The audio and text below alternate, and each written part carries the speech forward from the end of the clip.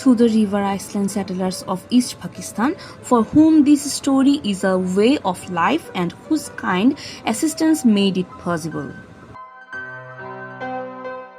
1965 সালে 30 জুলাই মুক্তিপ্রাপ্ত লুব্ধ প্রযোজিত হুমায়ুন কবিরের উপন্যাস অবলম্বনে সাদেক খান পরিচালিত সাদা কালো পূর্ব পাকিস্তানি চলচ্চিত্র নদী ও নারী। এটি একটি নাট্যধর্মী বাংলা ভাষার চলচ্চিত্র। এই চিত্রনাট্য শিল্প নির্দেশনা ও প্রধান সহকারী পরিচালনায় ছিলেন বিখ্যাত চিত্রশিল্পী মুর্তজা বশির। 35 মিলিমিটার ফরম্যাটে তৈরি নদী ও নারীর জন্য সাদেক খানের শ্রম প্রতি দৃশ্যে বোঝা যায়। ব্যয় ও শ্রম দুদিক থেকেই নতুন চলচ্চিত্র শিল্পে সম্পূর্ণ আউটডোর চিত্রায়ন নিশ্চয়ই অনেকটা ঝুঁকির কাজ। বাস্তবসম্মত করতে নির্মাতা নদী ও নারীতে তাই করলেন, প্রাণ দিলেন উপন্যাসের প্রয়োজন অনুযায়ী মনোরম দৃশ্যে।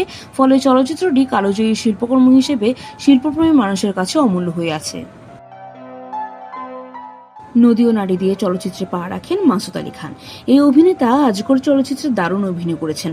তুমি সুখে নাই জানি, নদী তোমার সন্দেহ করে, কিন্তু সব তো মিছা। অন্যদিকে প্রধান দুই চরিত্রে অভিনয় করেন নজমুল্লাহ চরিত্রে আব্দুল খালেক ও আমিনা চরিত্রে রওশনারা।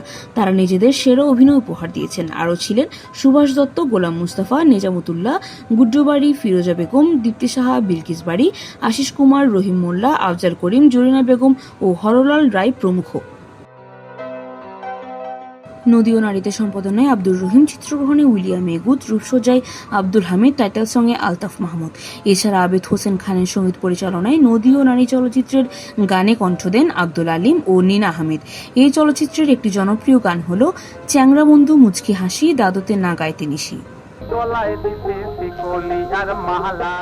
নদী ও নারী চলচ্চিত্রে জীবনের সমান্তরালে তুলে ধরা হয়েছে নদীকে, তবে জেলে জীবন নয়, হাল চাষ করে দিনাতিপাত করা মানুষের গল্প।